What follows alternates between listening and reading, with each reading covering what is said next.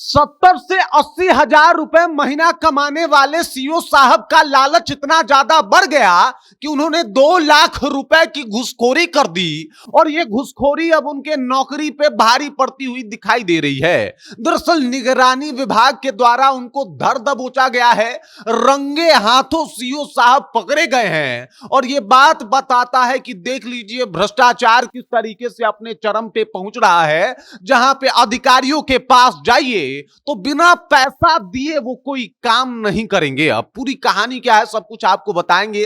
CO साहब के बारे में पूरा काला कच्चा चिट्ठा जो है वो सब कुछ खोलेंगे, लेकिन उससे पहले मेरा परिचय जान लीजिए। मेरा नाम है रजत और आप जनता जंक्शन देख रहे हैं। आपको बता दूं कि बेगूसराय के एक सीओ हैं। बेगूसराय में एक प्रखंड है डंडारी प्रखंड और वहां के एक सीओ साहब है जिनका नाम है राजीव कुमार। सीओ साहब थे क्योंकि अब उनको गिरफ्तार कर लिया गया है और पटना में जनाब से पूछताछ चल रही है। पूछताछ के पीछे का कारण है कि सीओ साहब का लालच बहुत ज्यादा बढ़ गया था। इतने ज्यादा लालची हो गए थे ये कि भाई घूसखोरी में इनका नाम एकदम शुमार हो गया था और जो भी इनसे कोई काम के लिए जाता था तो ये उससे घूसखोरी के लिए जो है वो पैसे मांगते थे और इनका घूसखोरी दिन ब दिन बढ़ते जा रहा था। इसी समय में विजय कुमार चौरसिया नाम का एक व्यक्ति पहुंचा था सीओ साहब के पास और सीओ साहब से कहा था यही है सीओ साहब, एक बार देख लीजिए इनको। देखने में तो काफी हैंडसम भी दिख रहे हैं और अधिकारी के तौर पे दिख भी रहे हैं, लेकिन जनाब को गिरफ्तार कर लिया गया है। अब इनको जो है इनसे पूछताछ किया जाएगा। हो सकता है कुछ टाइम तक सस्पेंड रहें और उसके बाद वापस इनको जॉब पे बुला लिया जाए। लेकिन मुझे लगता है कि ये लोग जो लोग एकदम से मान लीजिए किसी कुर्सी पे बैठे हैं और उस कुर्सी के पावर और मद में चूर होके किसी से घूसखोरी करते हैं, किसी का मजबूरी का फायदा उठा के किसी से पैसा लेते हैं, ऐसे लोगों को तो बख्शना ही नहीं चाहिए। ऐसे लोगों के ऊपर तो कड़ी से कड़ी कार्रवाई होनी चाहिए और ऐसे इंसान को जिसको बिठाया ही गया है कि समाज में व्यवस्था कायम रहे, वो खुद कुव्यवस्था में लिप्त हो, उसे तो जेल भेज देना चाहिए, कभी नौकरी पे वापस बुलाना ही नहीं चाहिए। राजीव कुमार का लालच कुछ इसी तरीके से बढ़ गया था। राजीव कुमार घूसखोरी में नए नए आयाम पार कर रहे थे और इसी दौरान एक व्यक्ति पहुंचा कि भाई हमारे भाइयों का बंटवारा हुआ है, इसमें दाखिल खारिज करवाना है। और सीओ साहब ने कहा कि भाई कितने भाई हो? उसने कहा 2 भाई। तो कहा कि 2 भाई तुम और 2 तुम्हारे भाई हैं और एक तुम, तो तीनों हो गए 3। इस वजह से तुम मुझे 3 लाख रुपए दे देना। अब 3 लाख रुपए का नाम सुन के विजय कुमार चौरसिया जो वहां पे पहुंचे थे उनके पैरों से जमीन खिसक गई। वो हाथ पैर जोड़ने लगे कि सीओ साहब इतना पैसा कहां से देंगे। लेकिन सीओ साहब को तो लालच का चस्का लगा हुआ था। उनको तो जो है फोकट का चमनप्राश खाने का मन था। और फिर क्या था, इन्होंने कह दिया कि भाई ज्यादा कम नहीं होगा, अच्छा ठीक है 2 लाख रुपए में डील सेटल करते हैं। और उसके बाद सीओ साहब का एक डेटा ऑपरेटर था वहां पे कुंदन कुमार जिसका नाम था।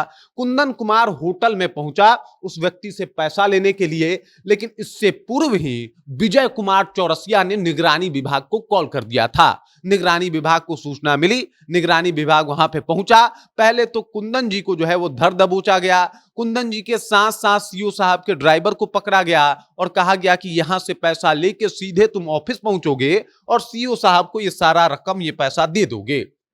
सीओ साहब को कुंदन जी आके पैसा दे देते हैं और सीओ साहब वो पैसा को लेके चुपचाप गाड़ी में बैठ के अपने घर जाने की सोच रहे होते हैं। तभी वहां पे निगरानी विभाग पहुंचती है और सीओ साहब को रंगे हाथों धर दबोचती है। देख लीजिए सीओ साहब किस तरीके से धराए हुए हैं।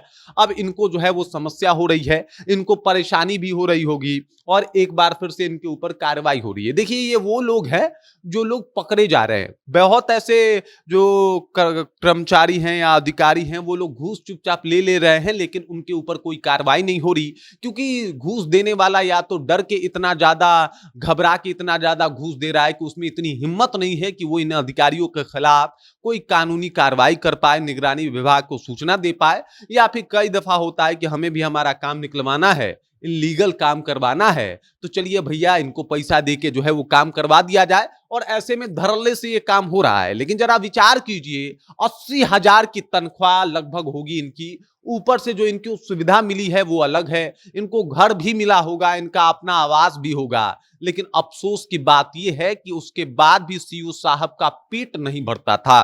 तभी तो जनाब को जाके जो है वो घूसखोरी करना पड़ता था, और किसी का काम करवाने के बदले इनको 2 लाख रुपए 3 लाख रुपए चाहिए था।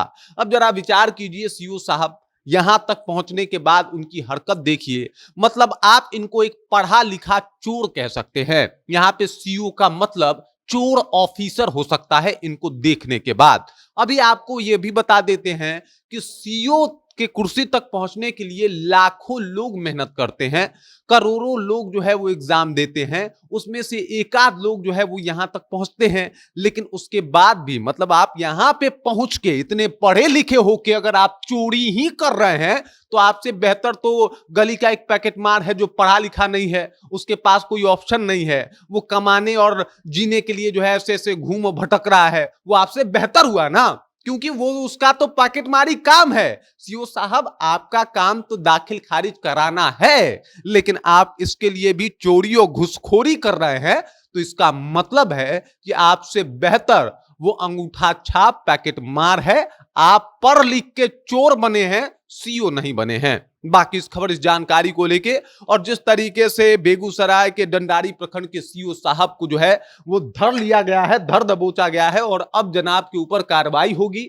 मैं तो कहता हूं कि वो लोग जो लोग पावर के मद में चूर होके घुसखोरी, लालच और इस तरीके से कार्य करते हैं, उनको जेल होना चाहिए, उनको छोड़ना नहीं चाहिए, उनको बख्शना नहीं चाहिए। इतना बड़ा अपराध है इनका, और जिस तरीके के ये लोग अपराधी हैं, अगर वाकई भगवान का कोई अदालत चलता होगा, वहां से इनकी रिहाई नहीं होने वाली, वहां से सस्पेंशन कैंसिल नहीं होने वाला।